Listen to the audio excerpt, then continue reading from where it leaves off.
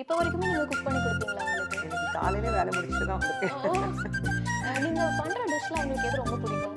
எது நான் சொல்லக்கூடாது, என் பசங்க தான் சொல்லணும். அடிக்கடி ஆசைப்பட்டு இத செஞ்சு தாங்கம்மான்னு கேட்பாங்கல்ல? பிரியாணி, சாம்பார் சாதம், தயிர் சாதம், caramel custard, payasam, sweet and sir chicken, அந்த மாதிரி.